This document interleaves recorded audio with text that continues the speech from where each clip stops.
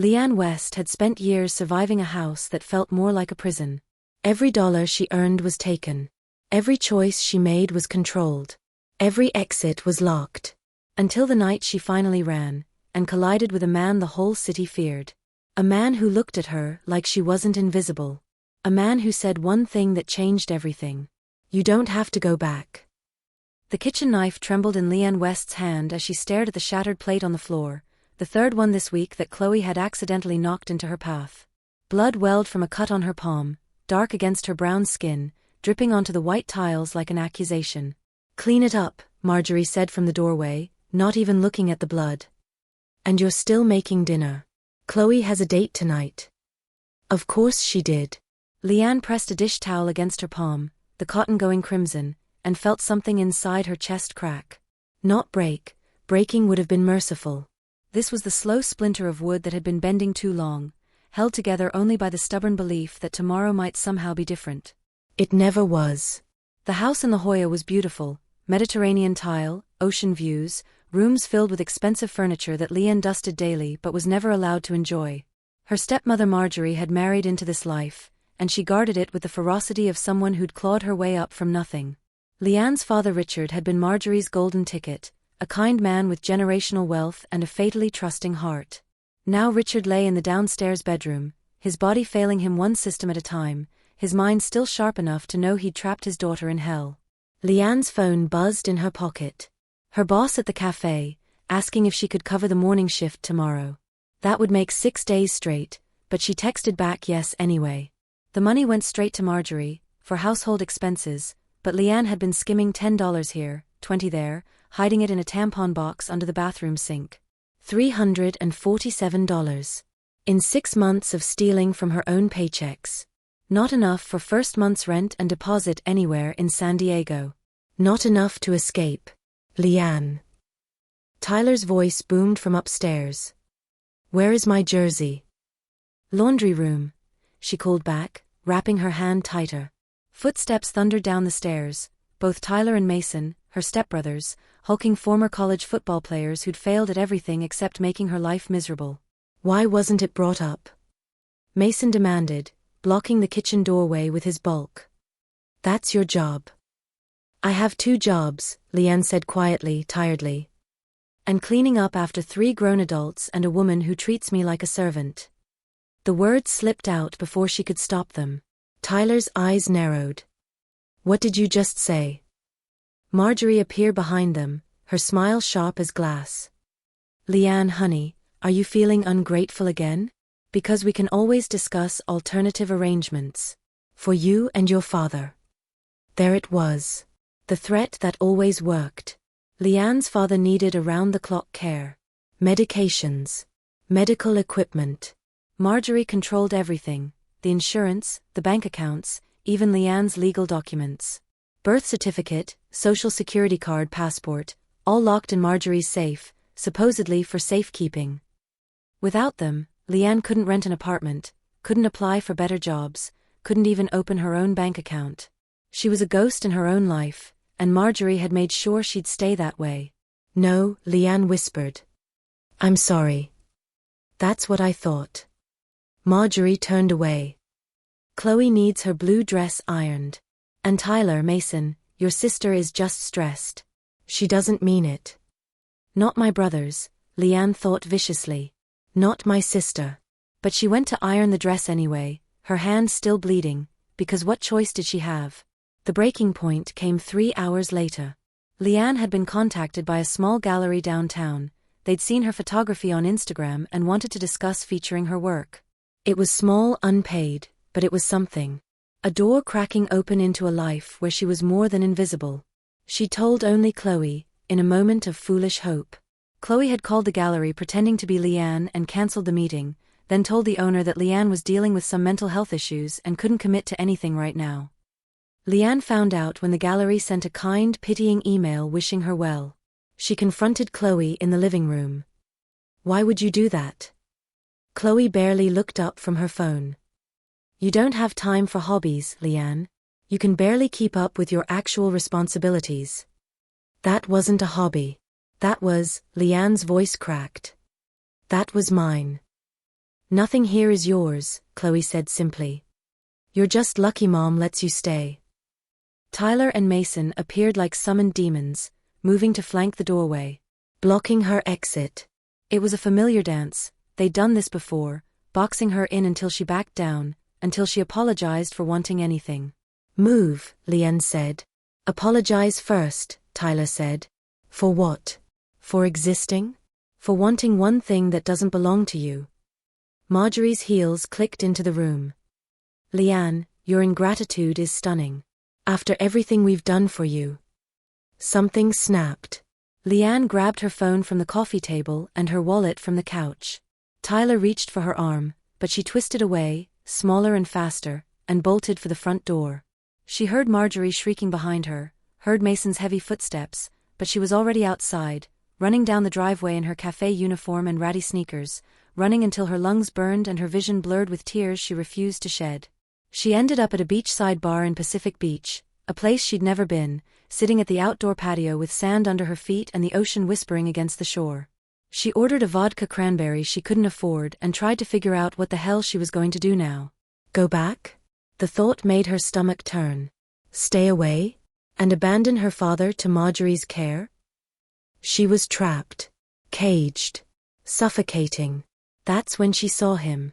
He sat alone in the corner booth, and the first thing Leanne noticed was that everyone gave him space. Not the casual space of an empty bar, this was deliberate. Calculated. The kind of distance people put between themselves and something dangerous. He was Asian, Korean maybe, with sharp features that seemed carved from stone. Black hair pushed back, exposing a face that belonged on magazine covers or movie screens, dangerously, almost aggressively handsome in a way that made her breath catch. Tall even sitting down, broad-shouldered, wearing a black button-down that hugged muscular arms and hinted at more muscle beneath. His eyes were dark and watchful, tracking the room with predatory awareness. He looked like violence in a tailored shirt. Like money and power and barely leashed danger. And he looked like someone who wouldn't need a single thing from her. Leanne stood before her brain caught up with her body. She walked straight to his booth, her heart hammering, and when he looked up, those dark eyes pinning her in place, she said, "You look like someone who doesn't need anything from me." Silence. The entire bar seemed to hold its breath. Then Lee Sung-ho did something he hadn't done in months. He smiled. Just barely, a slight curve at the corner of his mouth, but it transformed his face from intimidating to devastating. "Sit," he said. His voice was low, accented, controlled. Leanne sat. Up close, he was even more overwhelming.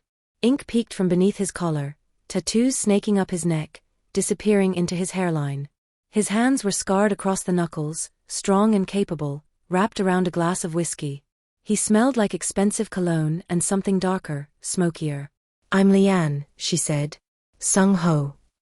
They stared at each other for a long moment. No flirtation. No games. Just two people recognizing something raw in each other, exhaustion that ran bone deep, a kind of weariness that came from holding up worlds that were never theirs to carry. "Why did you sit down?" he asked. "Because everyone else is afraid of you," Leanne said honestly. "And I'm too tired to be afraid of anything anymore." His expression shifted, something flickering behind those dark eyes. "You should be afraid." "Probably." She took a sip of her drink, her hand still throbbing where she'd cut it. "But I'm fresh out of survival instinct tonight." He noticed the bandage then, the blood seeping through. His jaw tightened. "Who hurt you?" "I did. Broken plate." She paused. "Though I guess technically my stepsister broke it. I just cleaned it up. That's my job, cleaning up everyone else's messes." Sung-ho said nothing, but he was listening with an intensity that made her feel seen in a way she hadn't experienced in years. So she talked. Not about her stepfamily, not at first. They talked about movies, about food, about the ocean, and how the sound of waves made everything else seem smaller. They talked about silence, and how rare it was to find comfortable silence with another person. Leanne learned that Sung-ho had grown up in Seoul, that he'd been in San Diego for 5 years, that he liked his coffee black and his scotch neat. She didn't ask what he did for a living, and he didn't offer. It didn't matter. For the first time in years, she wasn't someone's servant or someone's burden. She was just Leanne. And he was just Sung Ho. An hour passed, then 2. The vodka loosened her tongue, and somewhere around the 3rd drink she whispered, "I can't go back there." Sung Ho's eyes sharpened. "Then don't. It's not that simple. My father." "Is your father the one who hurt your hand?" "No. But he's sick, and they take care of him, and if I leave, they use him to control you." It wasn't a question. Lian's eyes burned. She looked away, out at the dark ocean, and nodded. Sung Ho was quiet for a long moment. When he spoke, his voice was softer than she'd heard it. "You don't owe them your life. I owe him.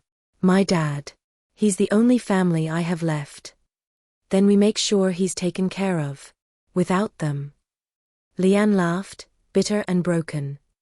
"You don't understand. They have everything, my documents, my money, my—" The bar door slammed open.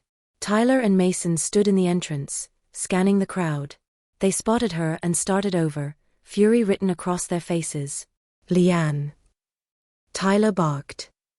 "Get your ass up. We're leaving." Every eye in the bar turned. Lian felt herself shrinking, old habits taking over, making herself smaller. Then Sung Ho stood. Slowly. Quietly. The movement was minimal, but the effect was seismic. He was tall, at least 6'2", maybe more, and built like a man who'd spent his life doing violence. The tattoos on his neck marked him as something other, something dangerous. His posture was relaxed, but there was a coiled threat in every line of his body. The bar went absolutely still. Tyler and Mason stopped mid-stride, their bravado faltering. Sung Ho didn't raise his voice. He didn't threaten. He simply looked at them and said, in a tone that promised consequences, "She's not leaving with you." Tyler's face flushed. "Who the hell do you?" Then he saw the tattoo on Sung Ho's neck more clearly. The specific pattern, the symbols. His face went white. "Oh shit," Mason breathed. "Tyler, that's—" They recognized him. Not as a person, but as something else. Something that made 2 former college linebackers back toward the door with their hands raised. "We're sorry," Tyler stammered. "We didn't know, we'll just—" They were gone before finishing the sentence. Lian stared. What just happened? Sung Ho sat back down, his expression unreadable. "They won't bother you again tonight." "Who are you?" "Someone who keeps his promises." He met her eyes. "You don't want to go back. So don't. Stay with me tonight. Just to breathe. No expectations. No pressure. Just safety." Every instinct told her this was insane. She didn't know this man. He was clearly dangerous, clearly connected to something dark. But when she looked at him, she didn't see danger. She saw someone who'd just given her the first choice she'd had in years. "Okay," she whispered. And that one night became the beginning of everything. Sung Ho's home was a revelation. Modern glass and steel perched on a cliff in La Jolla, floor-to-ceiling windows overlooking the Pacific, minimalist furniture that probably cost more than Lian had earned in her entire life. But it wasn't the wealth that shocked her, it was the quiet. No yelling. No demands. No chaos. Just peace. "Guest room is upstairs, second door on the right," Sung Ho said, setting his keys on the marble counter. "Bathroom has everything you need. Lock the door if it makes you feel safer." "You're not?" Lian stopped, embarrassed. "I'm not expecting anything," he said firmly. "You need space. I'm giving it to you." She nodded, throat tight, and went upstairs. The guest room was bigger than the room she'd shared with Chloe for years, with a king bed and an ensuite bathroom stocked with luxury toiletries still in their packaging. She showered away the day's grime, bandaged her hand properly, and fell into bed wearing one of Sung Ho's t-shirts that hung to her knees. For the first time in years, Lian slept without fear. She woke to sunlight and the smell of coffee. Sung Ho was in the kitchen, cooking breakfast, pancakes, eggs, bacon, his movements efficient and precise. He'd changed into a tight black t-shirt that showcased arms corded with muscle and covered in elaborate tattoos. Dragons, tigers, geometric patterns that flowed like water over his skin. He was, objectively, the most dangerously attractive man she'd ever seen. "You cook?" Lian said from the doorway. I eat, he replied, not looking up. So I learned. Hungry. They ate on the deck overlooking the ocean, the morning sun warm on Lian's skin. Sung-ho was quiet, letting her lead the conversation, answering questions but never prying. It was comfortable in a way that shouldn't have been possible with a near stranger. I should probably go home, Lian said finally. Should you? My father. Give me his doctor's name. I'll make sure he has what he needs. Lian blinked. You can't just. I can. Sung-ho's voice was matter-of-fact. Give me 3 days. I'll have your documents, your money, and your father in a facility where your stepmother can't touch him. That's impossible. He looked at her then, and she saw it, the cold, absolute certainty of someone who'd never been told no in his life. Nothing is impossible. Only expensive. And I have money. Why would you do that for me? Sung-ho was quiet for a long moment, his dark eyes searching hers. Because you're the first person in 5 years who's looked at me and seen a person instead of a weapon. And because no one should live in a cage. Lian's phone exploded with texts. Marjorie. Chloe. Tyler. Mason. All variations of where are you and you're in so much trouble and Dad is asking for you. That last one was a lie. Her father barely spoke anymore, lost in his illness. But the guilt worked anyway. I have to call them, Lian said. No, Sung-ho said. You don't. They'll come looking. Let them. And they did. Marjorie showed up at Lian's work the next day, causing a scene, demanding to know where she was. Tyler and Mason stalked the cafe, glaring through the windows. Chloe spread rumors on social media that Lian had run off with some dangerous criminal. That part, at least, was half true. Sung-ho handled it with surgical precision. He didn't threaten them directly. He simply existed in Lian's space, picking her up from work, walking her to her car, standing silently behind her when Marjorie tried to corner her in the parking lot. His presence alone was enough. Marjorie took one look at the tattoos on his neck, the cold promise in his eyes, and backed off. Tyler and Mason stopped showing up. Chloe's social media went silent. But the guilt remained. My father, Lian said one night, curled up on Sung-ho's couch while he worked on his laptop. I need to see him. To know he's okay. Sung-ho looked up. He's not okay. He won't be okay. But he's safe. How do you know? Because I've been paying his nurses directly for the last 3 days. Marjorie doesn't know yet. But she will. Lian sat up. You what? Your father has round-the-clock care from a private service. They report to me. Marjorie thinks the insurance is paying for it. That's, Lian's voice broke. Why? Sung-ho closed his laptop and looked at her with an intensity that stole her breath. Because you matter. And people who matter shouldn't have to choose between safety and guilt. She started crying then, not from sadness, but from relief so overwhelming it hurt. Sung-ho crossed to the couch and pulled her against his chest, his arms solid and warm, his heart beating steady under her ear. You're safe, he murmured into her hair. I promise you're safe. And for the first time, she believed it. The weeks blurred together. Lian and Sung-ho fell into a rhythm, early morning coffee, late-night conversations, shared meals cooked in comfortable silence. He gave her space but stayed close, a silent guardian who asked nothing but gave everything. She learned that he was stupidly wealthy, that he ran import-export businesses she didn't ask about, that he had enemies and allies and a reputation that made dangerous men step aside. She learned that he was ruthless in business but gentle with her, that he took his coffee at exactly 6 a.m., that he had nightmares sometimes and wouldn't talk about them. She learned that he was falling for her, even though he never said it out loud. And she learned that she was falling back, helplessly and completely. The kiss happened on a Tuesday. They were cooking dinner together, Sung-ho chopping vegetables with the same precision he brought to everything, Lian laughing at something he'd said. She reached for the olive oil at the same time he did, their hands brushing, and the contact sent electricity up her arm. Sung-ho froze. Lian looked up at him, this beautiful, dangerous, impossibly kind man, and made her choice. She kissed him. Sung-ho went rigid for half a second, then made a sound low in his throat and kissed her back. His hands came up to cup her face, gentle despite their strength, and he kissed her like she was precious, like she was everything. When they broke apart, both breathing hard, he pressed his forehead to hers. "Leanne," he said, and her name sounded like a prayer. "I want this," she whispered. "I want you. You have me." His voice was rough. "You've had me since you sat down at that table." He kissed her again, slower this time, deliberate, like a decision instead of an impulse. His hands settled at her waist, steady and grounding, never rushing, never taking more than she gave back. Leanne felt the tension she'd been carrying for months finally begin to loosen.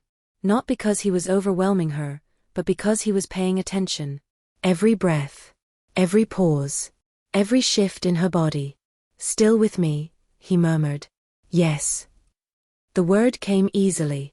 He rested his forehead briefly against hers, exhaling, as if that answer mattered more than anything else. When he drew her closer, it felt less like being claimed and more like being chosen, like stepping forward instead of being pulled. Afterward, wrapped in his arms, she felt whole. "I love you," she whispered against his chest. Sung-ho's arms tightened. "Now you I John be you," he murmured. "My everything." For 3 perfect weeks, they existed in their own world. Then Marjorie declared war. The lawsuit was filed on a Monday. Marjorie was suing for financial elder abuse, claiming Leanne had stolen money from household accounts and manipulated her father into changing his will.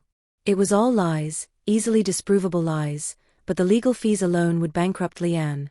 Tyler and Mason showed up at her cafe again, this time with a lawyer, demanding she come home before things get worse.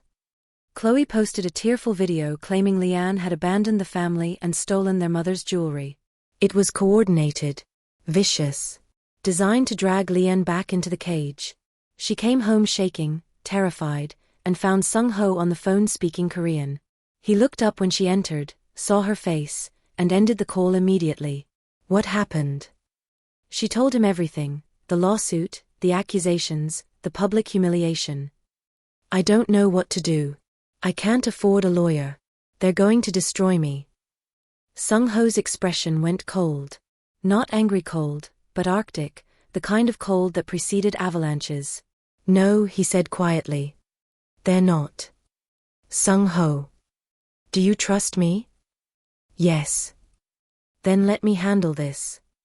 What Sung-ho did next wasn't violence. It was something far more devastating. Within 48 hours, the IRS received an anonymous tip about Marjorie's unreported income and began an audit.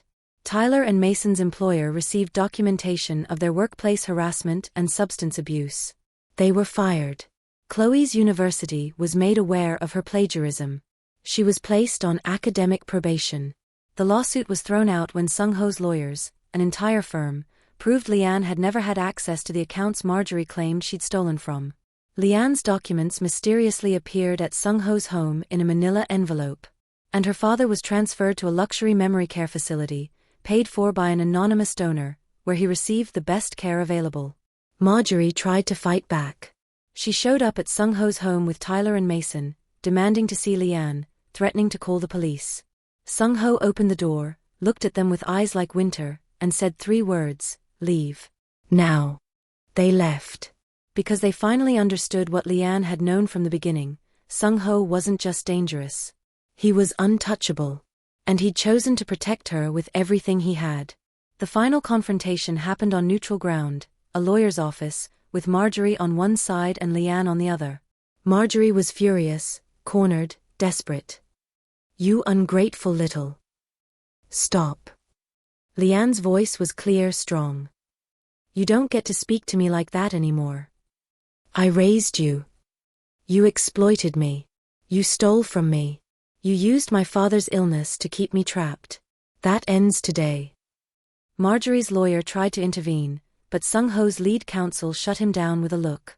Leanne slid a document across the table. "This is a restraining order. If you or your children come near me, contact me, or make any public statements about me, you'll be arrested. My father's care is handled. You have no power over me anymore." "You can't." "I already did." Leanne stood, and for the first time in her life, she felt tall. "I'm done being your victim. I choose myself. And I choose my freedom." She walked out without looking back, Sung-ho's hand warm and steady at the small of her back. Outside, in the California sunshine, Lian turned to the man who'd given her everything and said, "Thank you." "For what?" "For showing me I was worth saving." Sung-ho cupped her face in his scarred hands. "You saved yourself. I just removed the obstacles." "I want to stay," Lian said. "Not because I need you, but because I want you. Because I love you." "No you I Shimjang," Sung-ho whispered. "My heart." He kissed her softly. "I haven't felt peace with anyone but you. I didn't know I could feel this until you." They chose each other, freely, fully, irrevocably. And as they drove home together, Lian looked at her future and saw possibility instead of cages, light instead of darkness. She saw love. 1 year later. Lian woke wrapped in Sung-ho's arms, the morning sun streaming through the floor-to-ceiling windows, the ocean a whisper beyond the glass. His chest was warm against her back, his breathing deep and even, one muscled arm draped possessively over her waist. She'd learned every scar on his body, every tattoo's meaning, every sound he made when she touched him. She knew he liked his coffee black, his mornings quiet, and his nights filled with her laughter. She knew he was dangerous to his enemies, but impossibly soft with her. She knew she'd never been safer, never been more loved. Sung-ho stirred, pressing a kiss to her shoulder. "Morning. Morning." Lian turned in his arms, studying his face in the golden light. Still devastatingly handsome, still dangerous, but hers. Completely hers. "I got the acceptance email," she said. Sung-ho's eyes sharpened, a smile breaking across his face, the real, unguarded smile he only showed her. "The photography program. Full scholarship. They want me to start next semester." He pulled her on top of him, his hands spanning her waist, pride radiating from every line of his body. "I knew you would. You're brilliant." "I'm happy," Lian said softly. "I didn't think I'd ever get to say that." Sung-ho's expression turned serious. He cupped her face, his thumbs stroking her cheeks. "You were the first choice I ever made for myself. Everything before you was obligation, duty, survival. But you, loving you is the only thing I've ever done that's mine." Lian's eyes burned with happy tears. "And you were the first place I ever felt safe. The first person who saw me and didn't want to take from me." He kissed her then, slow and deep, a promise renewed. They stayed in bed long after the sun had fully risen, talking, laughing softly, drifting in and out of comfortable silence. Sometimes words faded and closeness took their place, slow, warm, unhurried, the kind of intimacy built on trust instead of urgency. When they finally moved, it was together, reluctant to break the quiet spell they'd made. Later, they walked hand in hand along the beach behind their home, bare feet in the sand, the Pacific breeze cool against sun-warmed skin. Lian wore one of Sung-ho's shirts, and he wore the piece she'd given him like armor. "Visit your father today?" Sung-ho asked. "Yeah. He's doing better. The new medication is helping." She squeezed his hand. "Thank you for that. For all of it." "He's family now," Sung-ho said simply. "You both are." Family. The word still felt new, precious. They stopped at the water's edge, watching the waves roll in. Sung-ho pulled her back against his chest, wrapping his arms around her, his chin resting on her head. "I love you," he murmured. "My brave, beautiful Lian. I love you too." She laced her fingers through his. "My dangerous, wonderful Sung-ho." The sun climbed higher, painting the sky in golds and pinks. The ocean sang its endless song. And two people who'd found each other in darkness stood together in the light, their future wide and bright and theirs. Safe. Loved. Chosen. Together.